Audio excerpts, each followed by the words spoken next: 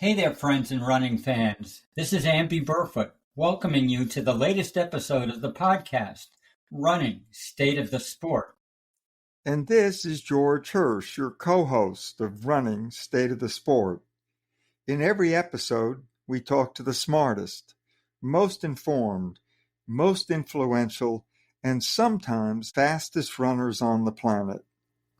This week we have a great conversation with Emma Coburn, the 10 times U.S. champion in the 3,000-meter steeplechase. That's just such an unbelievable record. And George, she's still young. She's only 33. Who knows how many more times she could win it? Well, it's amazing that she's done so much in those years. But it's really unfortunate, Amby, that Emma suffered this really serious foot injury early on in the season. So no Olympic trials and, of course, no fourth Olympic Games for her, at least not this year. And she needed ankle surgery, and she won't be, she just won't be back for a while. But it gave her a chance to talk about a lot of things, including the emotional and the financial stresses of missing out on the Olympics. But before speaking with Emma, Amby, I want to review the biggest recent running news. What was grabbing your attention lately? Well, George, I'm not usually a fan of big money institutions and corporations, except, of course, when they give donations to groups that I like U.S. track and field athletes. And that seems to be the case with a guy named Stephen A. Schwarzman, the CEO of Blackstone. He has given the USATF Foundation $15 million to be distributed to U.S. athletes in the next 4 years. That looks like 100 athletes a year will be receiving grants of $30,000 to $40,000, which isn't bad and ought to give a real big shot forward, a big impetus to some of the young developing American athletes. So I want to remind everyone that the Olympic track trials in Eugene, Oregon are going on right now, almost as we speak. There's action every day for the next week, and our listeners should be sure to turn into their TV listings and figure out where the trials are. They'll be on NBC or Peacock or the USA Network, so you do have to check. But this only comes around once every 4 years, and I know I'm going to be glued to the TV for a week. And George, what have you been thinking about recently? Yeah, well, just to follow up, Amby, Monday evening, and it's much earlier in the program than it used to be. It's such an event that, big time event. They often hold it till later, is the men's 1500. It just happens to be, so our listeners know, at 5:47 Pacific time, 8:47 Eastern time on Monday. And you've got former Olympic champion Matt Centrowitz, who's, of course, still trying to make another Olympic team. And that won't be easy, with the likes of Jared Naguse and Hobbs Kessler and some really talented American milers. But once they get there, I think the 1500 men's I'm talking in Paris now, is just sure to be one of the highlight events of the entire Olympic Games. You've got world champions Josh Kerr and Josh Whiteman, whomever the American is, maybe Naguse, who stands out. But you've got Jakob Ingebrigtsen.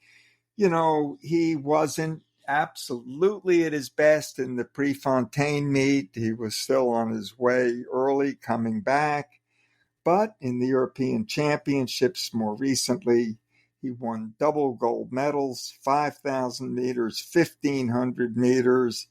And in that 1,500, man, Amby, you saw that. He took the lead just 600 meters into the race. I mean, that's a gutsy way to run a 1,500 at the championship level. And, of course, he wouldn't relinquish it. I just think he adds a lot of charisma. And he talks a big game, but he's fun. And, he's been so much fun for the sport. I think it's been really great. To me, he's absolutely one of the headliners for the Olympics. So I think for me, that's what I've been looking at lately. Well, I certainly agree with you, George, about Jakob Ingebrigtsen. And if I were one of his fellow competitors, the people you've mentioned, I would absolutely be expecting him to bring fireworks to the final in Paris. I don't think he's going to sit and wait for the race to happen. I think he's going to be the race, and anyone who wants to beat him had better be ready for a big pain cave or whatever you like to call it. And that's the biggest recent running news from Running, State of the Sport. Now let's turn to Emma Coburn, this week's guest on the Running State of the Sport podcast. Emma is a 10-time U.S. national champion in the steeplechase. I'm chuckling. That's almost ridiculous, Emma. That's got to be some kind of record. She's also won an Olympic bronze medal and a World Championships gold in the steeple. It's an absolutely astonishing career resume, and she's still a young woman. Emma, welcome to the podcast. Thanks. I'm happy to be here. Thank you for having me. So, Emma, let me add my welcome as well. We usually start by just getting some basic bio questions in. So tell us your age and where you grew up, where you're living now, your family situation, and, what do you do to fill in the hours of your day and even the non-running parts of your life? I am 33 years old. I live in Colorado, born and raised. Born in Boulder, and then I grew up in a small ski town in the mountains in Colorado called Crested Butte, and that's where home still is. That's also where I met my now husband. We were high school sweethearts there in Crested Butte, and then went to University of Colorado to run in college, where I made my first Olympic team there and won a few NCAA titles, and then have lived and trained in Boulder since. Now I split time a little bit between Crested Butte and Boulder, but our team, my husband is my coach, and our team is called Team Boss, and we're based in Boulder, and we have a great group of women plus one marathon boy and Scott Fauble.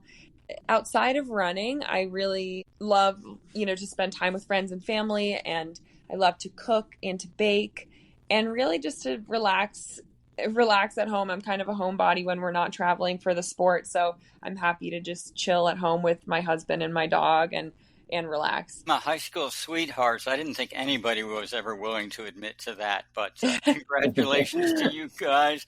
I've got an additional family question. It's the dog. I understand you have a dog named Arthur after Arthur Lydiard. Yes. I think that's strange because I would have expected you to name the dog Pri or Dina or Meb, but Arthur Lydiard was famous 30 years before you were born, Emma. So what's the deal with that name in your household? Well, my husband, Joe, we both attended University of Colorado and trained under Mark Wetmore and Heather Burrows. And I think Lydiard was an influence, to some extent for Coach Wetmore and his training, and obviously just an icon where a lot of current training programs have some seed of growth from a Lydiard system. So that's where it came from. If we had a girl dog, we were going to name her, Magnolia or some, iconic run spot. We got a boy dog, and so we wanted to pay homage to our time at Colorado, and that felt like the right, a fun little way to pay homage to that without being not too obvious. So, Emma, let me get to the difficult part right off at the top of our podcast. And that is, you recently suffered an injury, and it's a serious one that's keeping you, unfortunately, for a lot of your fans and for the sport, out of the trials. And again, you won't be able to make yet another Olympic team. Tell us what happened. I know it happened during a steeplechase race, and I hate to make you talk about it, but tell us about the injury and what you're doing, rehabbing, and all the rest. I was racing a Diamond League in Shanghai, China. It was my first race since the Budapest World Championships. So I was very, very excited. I was feeling great. The race was going perfectly, according to plan. And on a water jump with 1K left in the race, I landed funny and broke my ankle. And a few days later was able to get surgery and have a screw in there now, and I'm recovering really well. I'm 6.5 weeks out from surgery and have started slowly jogging a bit. So my recovery's gone very well, but it's just a terrible timing for that injury to occur. I was obviously really excited to try and qualify for my fourth Olympic team, and I worked really hard in the fall and winter coming back from a hamstring injury that I suffered last summer. And so was feeling really healthy and excited and fit. And yeah, it's just terrible timing and obviously sad to miss this opportunity. Am hopeful that my body is feeling great, and I'm hopeful that I can get back to steepling next season and kind of pick up the pieces a little bit of what I was hoping 2024 could be. Well, it's great to hear that hopeful tone and attitude in your voice, Emma. It just must be so difficult emotionally, and in addition to that, there's probably a financial drawback of some kind, because I think athletes like you, although I don't know anything about them, have pretty good size Olympic bonus situations that you're not cashing in on this year. How is all that emotional, financial? How are you dealing with it all? The financial side is just another blow, but it just is pouring salt in the wound, of course.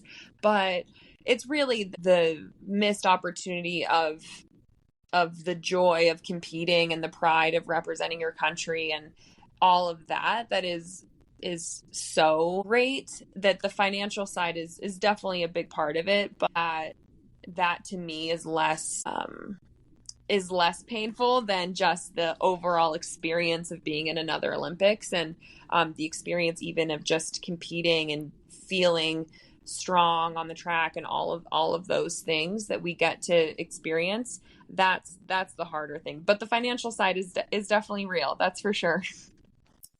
So, Emma, the steeple always looks to me like a kind of a scary race in general. I mean, all runners, obviously worry about injuries and so on, but the steeplers have to worry about falls and crashes and injuries during the race, just like, what happened to you. And how do you deal with all that stress? And do you have some kind of a no fear gene built in, or what? And also, why did you choose the steeple over, say, the 5,000 meter, which you obviously would have been terribly good at also?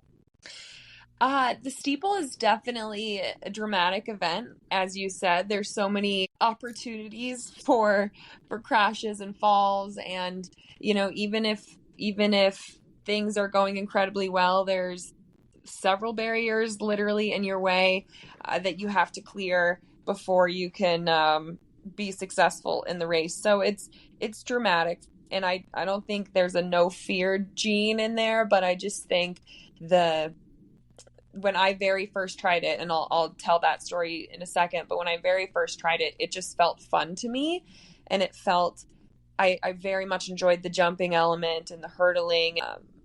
I immediately, it felt like I was looking forward to the barriers. I was looking forward to the water jump because they were fun, exciting moments to kind of break up the monotony of the track. So right away it clicked with me, and it's never been a fearful, scary thing. It just kind of flows and feels great.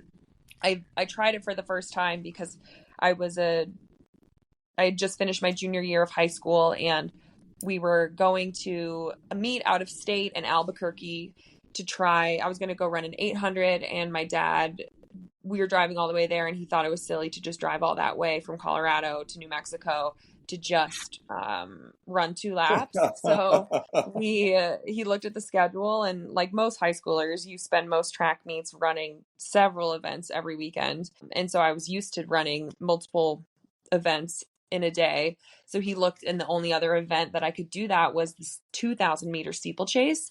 So I tried it, and I went to a college near Crested Butte, Western State, And the coach let me just run one lap with one of her steeple athletes and just said, just follow what she does. And that was my one practice. And then I raced and I won the race and I qualified for high school nationals. And that's where I eventually was seen by the Colorado coaches. And then they started recruiting me after that race.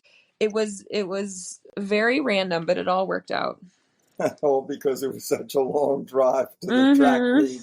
Your dad wanted to get more out of that trip. He wanted. He certainly got a lot out of it, and all these years later. Great story. So you were a college champion at the University of Colorado, which of course has got a famous distance running tradition. Tell us what were the important lessons that you learned about running and also just life in college. The great thing about the Colorado program, when I was there was just such a high standard of excellence, but it was kind of unspoken. It was just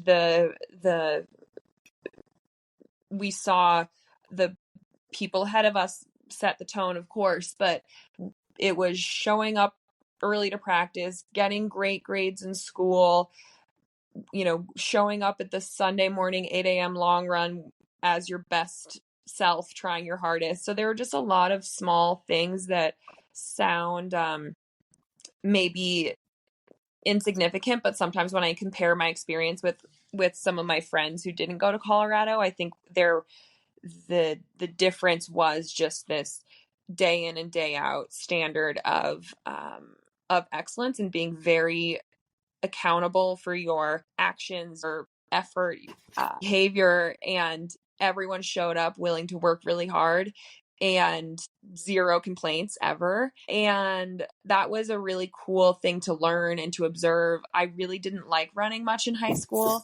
And so when I got to college, I really started learning how that putting in that hard work is so rewarding, and having that never-ending commitment is so rewarding. And I really grew a lot as an athlete, but I think also just as a person in my time there. And yeah, it was really a special few years. That is zero complaints tolerance. That is a good high standard. I haven't heard many people say that before, but I think if you take lessons from that, they're very, very valuable ones.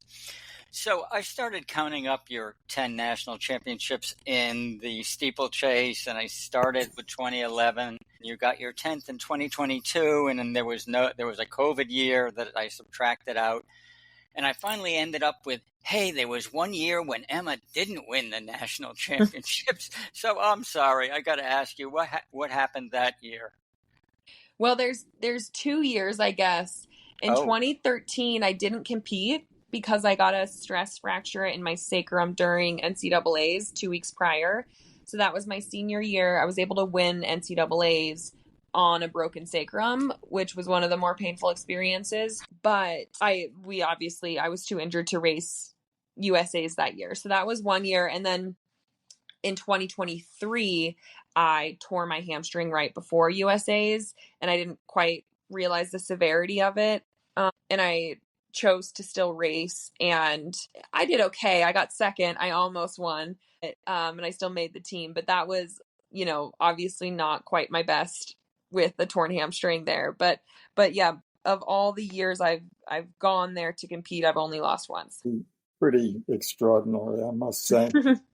Tell us anything unique or special about steeplechase running that, not all of our listeners might know about the event itself. I think if you're a listener who's never seen or heard of the steeplechase, it's really worth it to go and YouTube some previous races, whether it's a previous Olympic trials or a previous, a really good one is 2017 World Championships in London, where me and another American, Courtney Frericks, went 1-2 in that event, and that was thrilling. So I think it's worth just going on YouTube and looking at it and watching some races, because the races unfold in such an interesting way. You really can see the different forms of, the Americans treat the water jump differently than some of our Kenyan opponents. There's a huge again, some of our Kenyan opponents are 5 feet tall and the Americans are 5'8". So there's also just differences with all these, watching different body types go over these hurdles. The water jump is thrilling. At any track meet, you'll see a dozen photographers at the water jump taking photos because it's just such an incredible moment to watch a distance runner fly through the air and keep running. Obviously, in field events like, long jump and triple jump, we see athletes fly through the air, but to then have to keep on going over and over again is a unique view for sure. So there's a lot of cool things, and I just recommend people go watch a couple races, and you'll start to find out how special it is. I'm hoping you might tell us that there's some little known race somewhere where they fill the water jump with tequila or something, something like that. I haven't found that race yet. I'll let you know. Yeah, your comment on the World Championships 2017 reminded me of something I forgot to ask you. I mean, you had the kind of career where you went from high school to college to, boom, next thing you know, you're running in the Olympic Games. What is it like to go to the Olympics for the first time? I think because I was a bit of a late bloomer with my goals in the sport, I think I had a bit of a different experience. For example, I didn't think I wanted to run in college until I was being actively recruited to run in college. And even then, I wasn't sure I wanted to run in college. It wasn't until in 2011 when I ran the World Championship standard that I thought, I guess next year I have a shot at making the Olympic team. Wow. So because I think my dreams were a little, I caught up to them kind of later than some. By the time I was actually there in London in 2012, it just felt I hadn't blown it up in my head too big, and I was very grounded and focused, and just, this is another 400-meter track that I've been on a million times. This is just like the Olympic trials or NCAAs, any other big pressure race I've done. And I was certainly in the opening ceremonies in 2012, me and my teammate from Colorado, who also qualified, Shalea Kipp, she and I were there together, and we were both just incredibly overwhelmed in the opening ceremonies and overcome with joy and pride, and really felt that Olympic spirit around us. But then by the time we actually went to race, we were just, this is just another track meet. Go get our job done. We know what to do.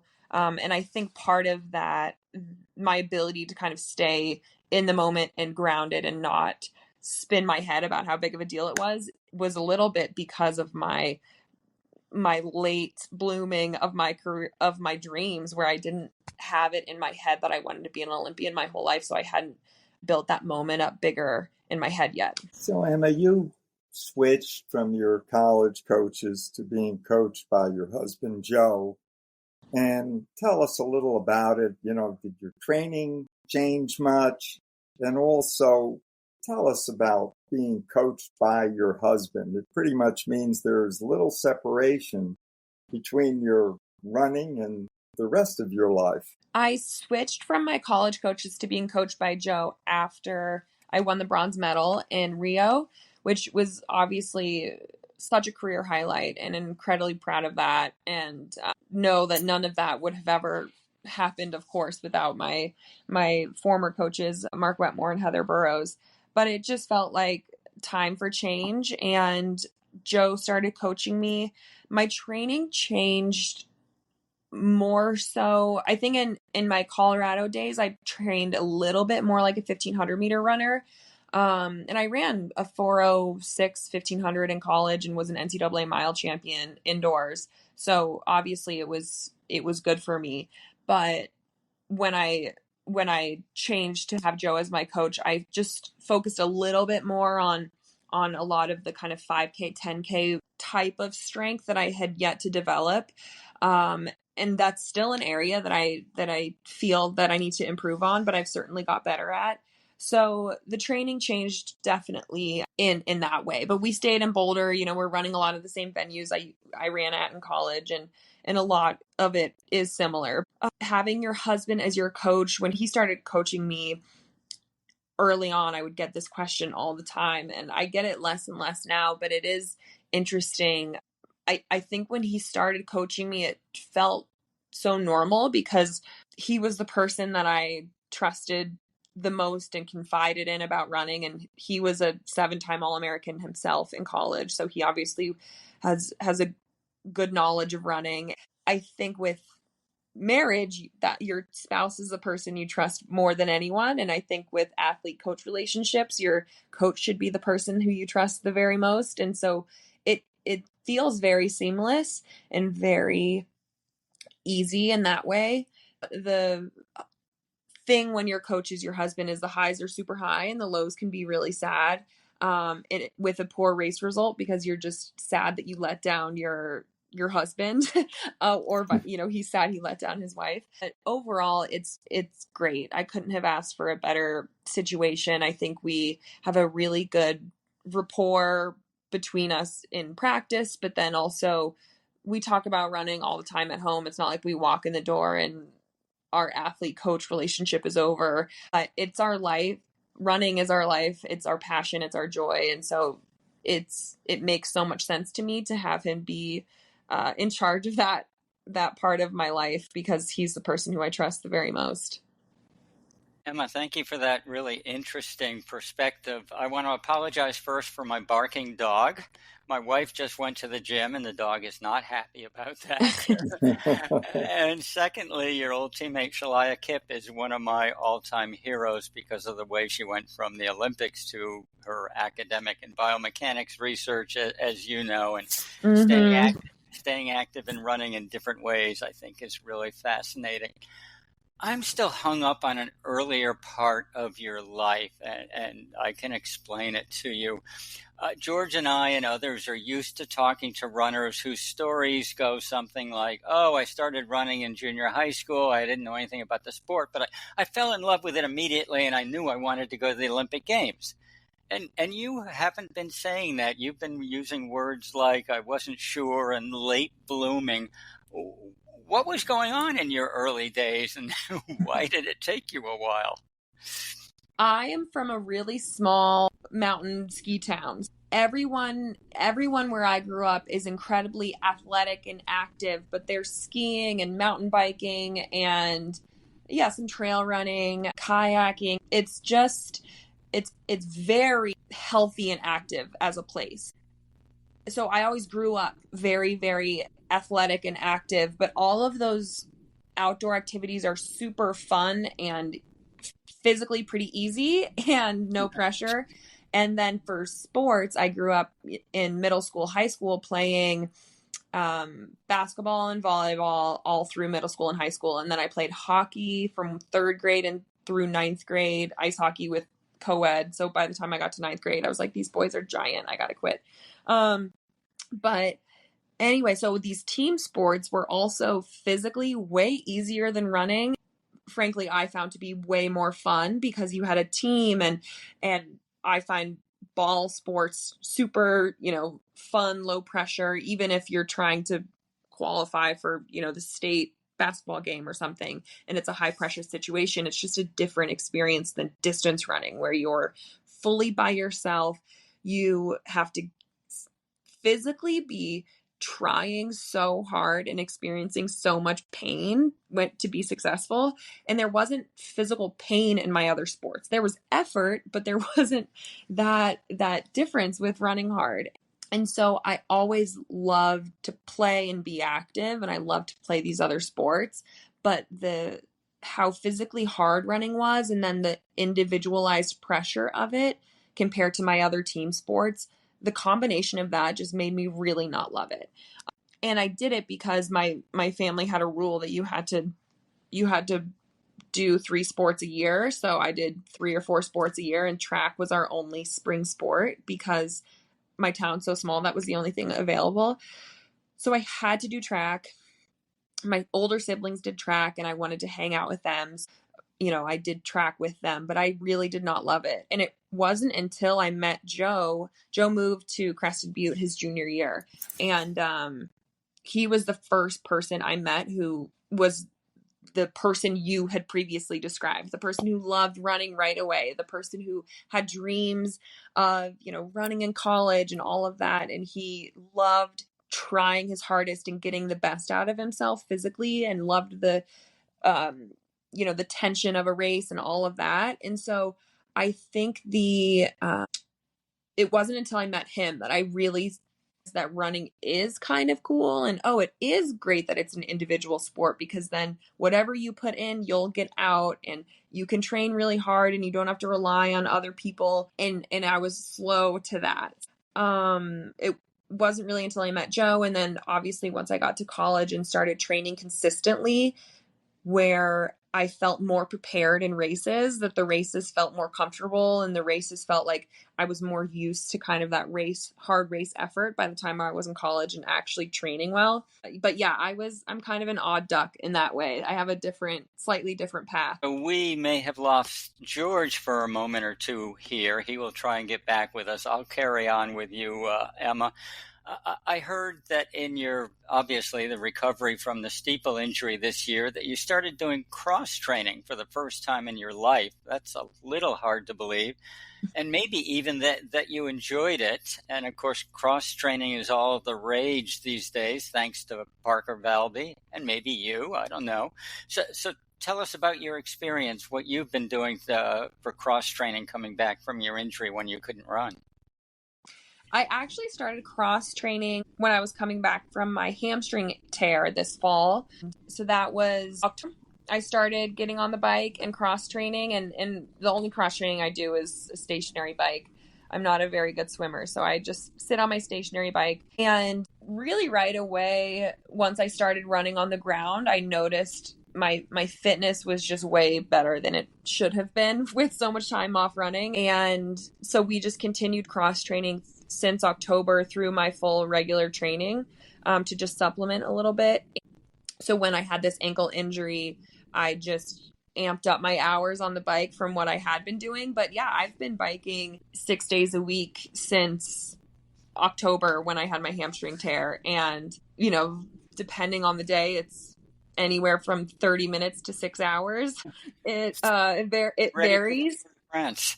Yeah, no, not quite. But I go pretty easy on it. Now because of this injury, now I'm doing a few little workouts, but in general, I'm riding my bike pretty relaxed, just getting some easy hours in. So from what you and Joe have observed, your reactions on the bike and what everybody's reading and talking about Parker Valby, do you think this is something new? Is it something you'll incorporate going forward, or is it just kind of that it's in the spotlight for some reason now? At least for me, again, since I've been doing it since October, and I don't think I'll probably ever stop while I'm competing. I feel like this will be for me and my body. We found kind of a solution and a formula that really seems to suit me.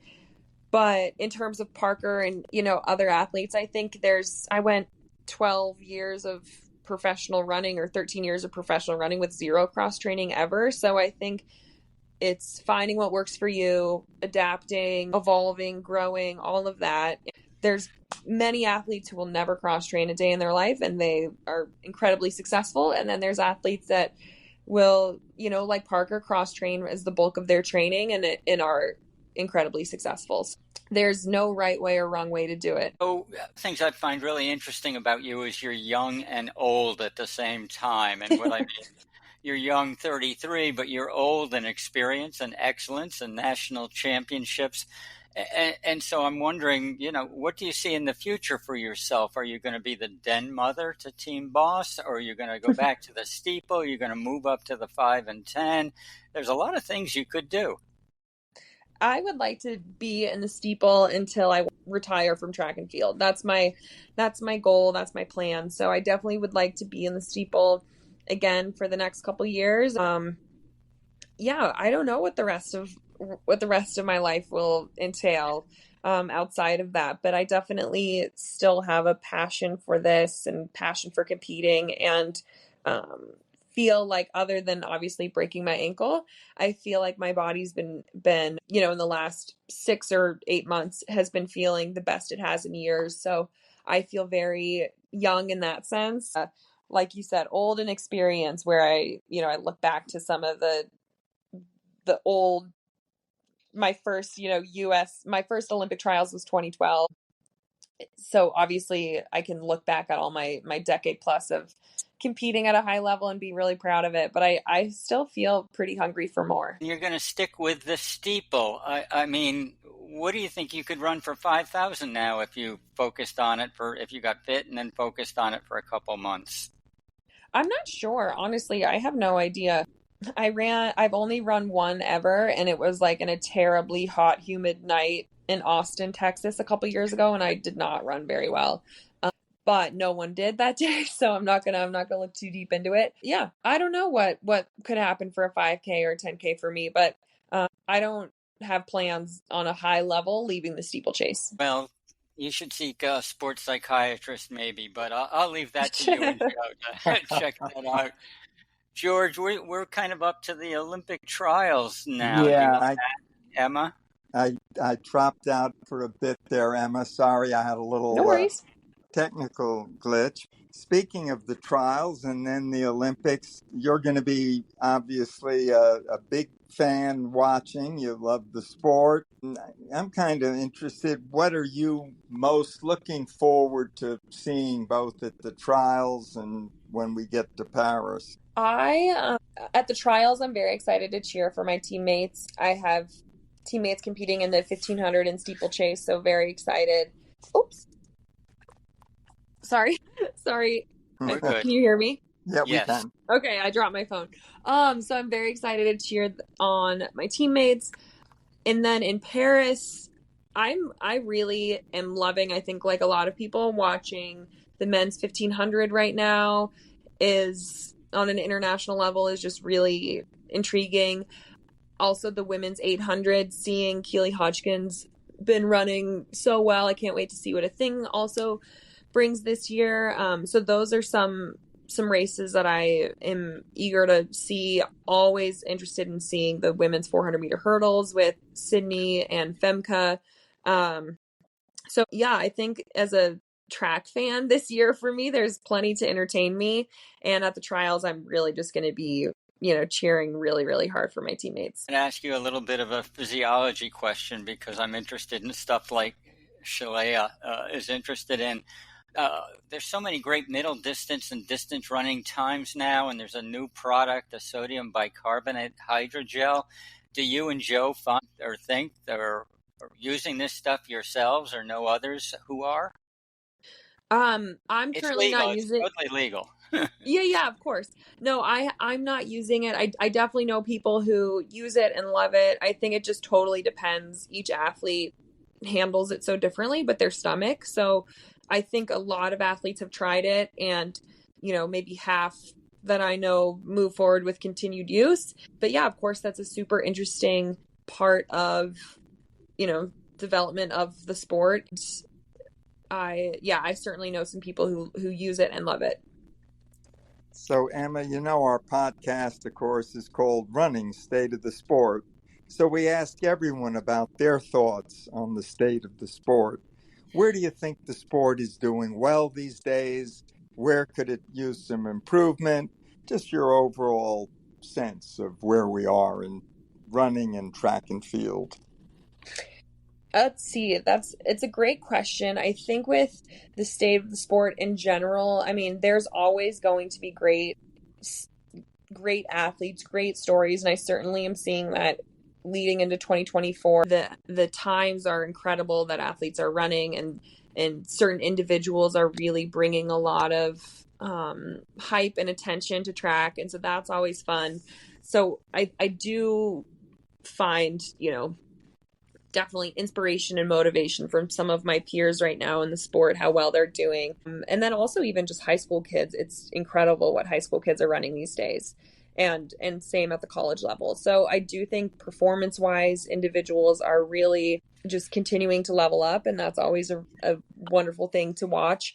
In terms of things to improve on, always, I will say drug testing. And then I also think prize money at high level races needs to be improved if you want to make it a sport that people can live on. I mean, right now, if our shoe companies didn't exist, track and field wouldn't exist. The shoe companies really support this whole machine, and without them there wouldn't be anything. And so with that, obviously they hold a lot of power, but there's just very, very, very little dollars given in prize money in comparison, obviously, to other sports, but even comparison to what some prize money used to be in track. So that would be an area for improvement for sure. Of course, we know there are some folks out there who say they are working on that for this fall and next year. Can't count on anything until we see it, but here's hoping. Emma, you're one of the lucky few guests who we haven't asked about super shoes. We'll just skip past that. But you are going to get the fairy godmother question that we close with. We give you a fairy godmother and 3 wishes, only 3. And you can wish for yourself, your teammates, your USATF team in Paris, or anything. So what are 3 wishes you might have for, let's say, the next year or so? Let's see, my 3 wishes for this next year would, one, for me to be healthy and be competing in the steeplechase, and making the Tokyo World Championship team. That'd be one wish. Another wish would that some Team Boss folks make Paris and make Tokyo next year.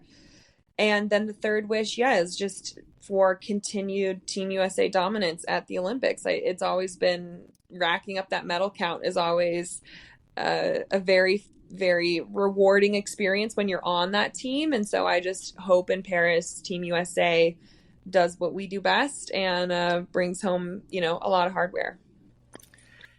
And that wraps things up for our conversation with Emma Coburn, the 10-time U.S. steeplechase champion. Emma, thanks for spending the time with us, and we hope you come back and notch year number 11 next year. Thank you for having me. Thanks, Emma. It was great being with you, and heal quickly. Oh, thank you. Amby, that was a great conversation with Emma Coburn, especially exploring the topic of missing an Olympics due to her injury. It was so heartbreaking for a great champion like Emma. What struck you about her comments? Well, first of all, I have to say I love the name of her dog, Arthur, who's named after Arthur Lydiard, the great New Zealand coach of another era. In fact, Arthur Lydiard was so long ago that I was skeptical if Emma really knew who he was. So I asked her that, and she did fill in the gaps very nicely. She does know who Arthur Lydiard is and why he's a revered figure in running. I was also struck by the fact, which I didn't say talking to her, but she strikes me as almost Kenyan. And by that I mean she was born at high altitude in a Colorado mountain town. She spent her youth playing around outside in all sorts of activities like skiing and mountain biking. And it really took her quite a long time to begin to enjoy running and to realize that she had such talent at it.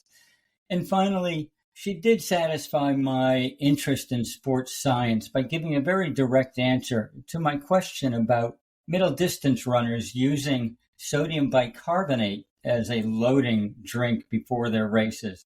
It's totally legit. It's legal, like super shoes. And it might be one of the reasons, we don't know, but it might be one of the reasons that so many milers are running so fast these days. And yet, no one's actually talking about it. So I was happy for Emma to say that she definitely knew people who were using sodium bicarb and loving the way it was working for them.